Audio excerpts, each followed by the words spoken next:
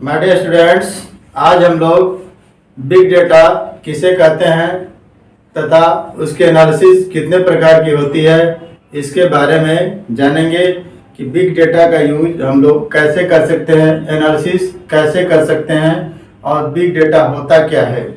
Data तो आप लोग जानते हैं, कोई भी इंफॉर्मेशन, कोई भी सूचना क्या कहलाती है, डेटा कहलाती है। लेकिन जब बहुत ज़्यादा मात्रा में डेटा हो तो उसे बिग डेटा कहते हैं। उस डेटा को हम लोग स्टोर नहीं कर सकते हैं, लेकिन कई स्रोत से हम उस डेटा को प्राप्त कर सकते हैं। इसमें हम लोग एनालिसिस कर सकते हैं, उसका लाभ उठा सकते हैं। उस बड़े डेटा को हम लोग देखकर उसके पैटर्न और उससे किसी भी प्रकार के क्वेश्चन आंसर करके हम उसकी प्राथमिकता को या तो मार्केट की प्राथमिकता या ग्राहक की प्राथमिकता या उसके कोई अज्ञात सा संबंध, किसी भी प्रकार के एनालिसिस को हम लोग कर सकते हैं। बिग डेटा एनालिसिस एक प्रक्रिया है, एक जटिल प्रक्रिया है, जिसके द्वारा हम लोग अपने लाभ के लिए डेटा का अनुसंधान करते हैं, डेटा को हम लोग चेक करते हैं। बिग डेटा एनालिसिस क्या होता है, सबसे पहले हम ये जानेंगे बिग डेटा होता क्या है। बिग डेटा क्या होता है? बिग डेटा एक विशिष्ट प्रकार का जो है क्वेश्चन आंसर के द्वारा हम लोग डेटा को समझते हैं। यदि मान लीजिए कि किसी चीज़ के बारे में हमारे पास डेटा है, जैसे मौसम संबंधी डेटा, हमारे पास कई सालों का मौसम संबंधी डेटा है, तो हम मौसम संबंधी अनुमान लगा सकते हैं कि इस समय मौसम, इस डेट में मौसम कैसा होगा। यह एक एनालिटिक तकनीक होता है। इसमें हम लोग एनालिसिस कर सकते हैं, इसमें हम लोग डिस्क्रिप्शन प्राप्त कर सकते हैं, एनालिसिस कर सकते हैं। कैसे कैसे हम लोग कोई प्रश्न पूछेंगे, कोई क्वेश्चन पूछेंगे और इस तकनीक के द्वारा हम लोग उनको जान सकते हैं। जैसे मान लीजिए किसी बाजार में की क्या प्राथमिकता है, किसी कस्टमर की क्या प्राथमिकता है, किस प्रोडक्ट की क्या प्राथमिकता है, कौन सा प्रोडक्ट ज़्यादा प्रचलित है, इसको जानने के लिए हमारे पास डेटा होना जरूरी है। जब तक डेटा नहीं रहेगा, जब तक बड़े अमाउंट में डेटा नहीं रहेगा, तब तक हम लोग इसको नहीं जान पाएंगे। इसके एनालिसिस को हम लोग समझेंगे और उस पर जो भी क्रिया होगी, उसका जो भी लाभ उठाना चाहेंगे, हम उसको सार्थक लाभ उठाने का प्रयास करेंगे। तो बिग डेटा क्या होता है? बड़े अमाउंट में डेटा। और एनालिसिस क्या होता है? उसको समझना, डेटा को समझना। बिग अमाउंट में डेटा को समझा जाता है कि बिग अमाउंट में डेटा क्या कर रहा है, वह किस तरफ इशारा कर रहा है, इसके बारे में हम लोग उसको जान सकते हैं। तो अब हम लोग जानेंगे कि बिग डेटा एनालिसिस कितने प्रकार का होता है। देखिए यहाँ पर लिखा हुआ है types of big data analysis. Big data analysis के प्रकार। बिग डेटा एनालिसिस यहाँ पर दिया हुआ है। कितने प्रकार के हैं? 4 प्रकार के हैं। यहाँ पर प्रेस्क्रिप्टिव एनालिसिस। प्रेस्क्रिप्टिव एनालिसिस होता है जिसमें नियमानुसार हम कोई भी कार्य करते हैं। इसके बाद डायग्नोस्टिक एनालिसिस यानी किसी चीज का निदान करना, उससे संबंधित है। डिस्क्रिप्टिव यानी किसी चीज के वर्णन को अब हमको समझना, डिस्क्रिप्टिव कहलाता है। प्रेडिक्टिव एनालिसिस, किसी चीज के बारे में, किसी टॉपिक का हम लोग अनुमान लगा सकते हैं, वह अनुमान वाला एनालिसिस कहलाएगा।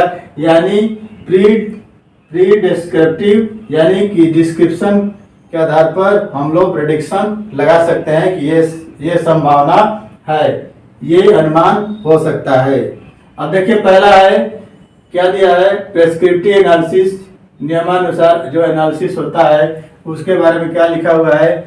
It's help to determine the best solution among the variety of choice. या वैरायटी ऑफ चॉइस में बेस्ट सोल्यूशन, सबसे अच्छी, यानी कई चॉइस है, उसमें सबसे अच्छा चॉइस क्या है, इसके बारे में हम यहाँ पर जान सकते हैं। गिवन द नोन पैरामीटर्स, जो पैरामीटर बनाया गया है, जो नियम बनाया गया है, उनके आधार पर हम लोग बेस्ट कौन सा है उसको हम लोग जान सकते हैं। एंड सजेस्ट ऑप्शन, और ऑप्शन सजेस्ट कर सकते हैं for how to take advantage of the future opportunity. यानी भविष्य में हम उसको कैसे यूज करेंगे, हम उसके कैसे लाभ उठाएंगे, इस अपॉर्चुनिटी को, इस तरह की चीज़ों को हम लोग ऑप्शन के द्वारा समझ सकते हैं, प्राप्त कर सकते हैं। And mitigate the future risk, और भविष्य में होने वाले रिस्क को हम लोग क्या कर सकते हैं, कम कर सकते हैं।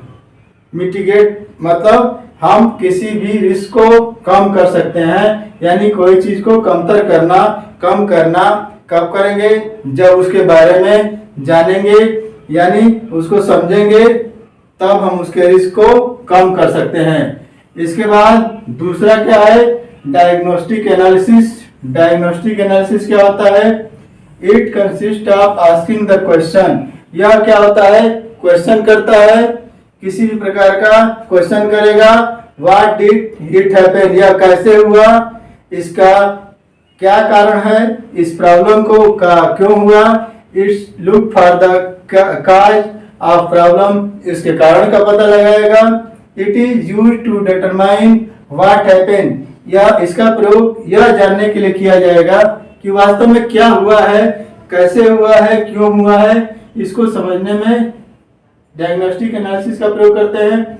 This type attempt to find and understand the cause of events and behaviour, कोई घटना कैसे घटी, क्यों घटी, उसके कारण और उसके गुण के बारे में जानने के लिए हम लोग इस प्रकार के एनालिसिस करेंगे, डायग्नोस्टिक एनालिसिस करेंगे, कैसे घटना घटी, क्यों घटी, आगे भविष्य में न घटे, इसके लिए हम लोग मंथन कर सकते हैं, इसके लिए हम लोग समझ सकते हैं, इसके लिए हम लोग एनालिसिस कर सकते हैं। इसके बाद अगला क्या है, डिस्क्रिप्टिव एनालिसिस। डिस्क्रिप्टिव एनालिसिस ये क्या होता है, it is useful for uncovering pattern, यानी ऐसा पैटर्न जो दिखाई दे रहा हो, यानी उसको हमको समझना है, पैटर्न को क्या करना है, समझना है with in a certain segment of customer, यानी कुछ मानक के अनुसार हम उस पैटर्न को समझेंगे, हम उस पैटर्न को क्या करेंगे, समझने का प्रयास करेंगे।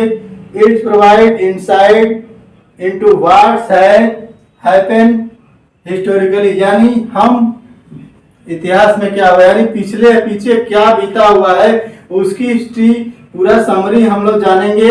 उसकी समरी को हम लोग जानकर, जैसे यहाँ पर एग्जांपल दिया हुआ है, समरी स्टैटिक्स, यानी समरी पूरी घटना कैसे घटी। इसके बाद क्लस्टर एंड एसोसिएशन रूल्स, ये जो है इसके एग्जांपल हैं, हम पूरी घटना की जानकारी लेंगे, इसके बाद उसके पैटर्न को समझेंगे और उसके रिस्क को कम करने का प्रयास करेंगे। जैसे मान लीजिए कोई दुर्घटना हो रही है तो क्यों हो रही है, किस प्रकार से हो रही है, उसको समझकर हम लोग पूरा डिटेल जानकर उस घटना को होने से रोक सकते हैं। इसके बाद प्रेडिक्टिव एनालिसिस, यानी अनुमान लगा सकते हैं। प्रेडिक्टिव एनालिसिस में क्या होता है, अनुमान लगाना, यानी the most commonly use technique, it is use, यह सबसे ज्यादा यूजफुल टेक्निक है, यानी सामान्यतः इसका ज्यादा प्रयोग किया जाता है, इसमें अनुमान हम लोग लगा सकते हैं। It use model of forecast, यह फोरकास्ट यानी किसी चीज के बारे में भविष्यवाणी करना, what might happen in specific scenario, इस सिनेरियो के अनुसार क्या घटित होने वाला है, इसका हम लोग अनुमान लगा सकते हैं, इसको हम लोग प्रेडिक्ट कर सकते हैं, इसको हम लोग भविष्य में क्या होगा इसकी कुछ गणना कर सकते हैं। प्रेडिक्शन कभी भी 100% नहीं हो सकता है, लेकिन हम अनुमान लगा सकते हैं कि भविष्य में क्या होगा। इसका एग्जांपल क्या है, नेक्स्ट बेस्ट ऑफर, अगला सबसे अच्छा ऑफर क्या होगा। इसके बाद churn risk and renewal risk analysis, यानी रिस्क पर मंथन करना, रिस्क को समझना और रिस्क को रिन्यूअल होने से मैंने कम करना, रिस्क दोबारा ना हो, इसको हम लोग कम करने के लिए इसका प्रयोग कर सकते हैं, प्रेडिक्शन का प्रयोग कर सकते हैं, प्रेडिक्टिव एनालिसिस का यूज हम लोग करेंगे।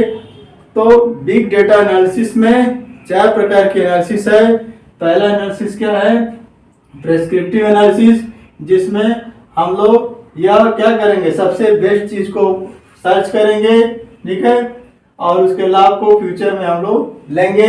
इसके बाद डायग्नोस्टिक, यानी क्या हुआ, कैसे हुआ, कब हुआ, क्यों ये घटना क्यों घटी, इसके बारे में हम लोग इसके बारे में हम लोग क्या करेंगे, जानकारी लेंगे कि ये क्यों हुआ। इसके बाद डिस्क्रिप्टिव एनालिसिस यानी पूरी की पूरी हिस्ट्री, पूरी की पूरी समरी को समझेंगे और उसका उसका प्रयास करेंगे कि कोई घटना दोबारा न घटे या उसका क्या रीजन है, ये सब। इसके बाद प्रेडिक्टिव एनालिसिस में हम लोग क्या कर सकते हैं, अनुमान लगा सकते हैं कि ये घटना घटी है तो इसके बाद कौन सी घटना घटेगी। तो मैंने आज आपको बिग डेटा एनालिसिस और बिग डेटा एनालिसिस के कुछ एनालिसिस के प्रकार यानी कुछ एनालिसिस के प्रकार बताया, जिसमें predictive analysis, diagnostic analysis, descriptive और यहाँ पर प्रेडिक्टिव एनालिसिस। ये पहला क्या है, प्रिस्क्रिप्टिव एनालिसिस, डायग्नोस्टिक और डिस्क्रिप्टिव और प्रेडिक्टिव एनालिसिस, ये मुख्य रूप से हैं। तो आज के वीडियो में इतना ही। वीडियो पसंद आए तो लाइक करिए। इस टॉपिक से संबंधित कोई क्वेश्चन है तो ज़रूर पूछिए, और यदि अभी तक चैनल को सब्सक्राइब नहीं किया है तो चैनल को सब्सक्राइब करिए। यदि आपने शेयर करना है तो आप इस वीडियो को शेयर भी कर सकते हैं ताकि आपको दोस्तों को मिल सके। तो आज की वीडियो में इतना ही। नेक्स्ट किसी और टॉपिक पर मैं आऊँगा आपके हिसाब से मिलने के लिए। आज की वीडियो में इतना ही। Thank you.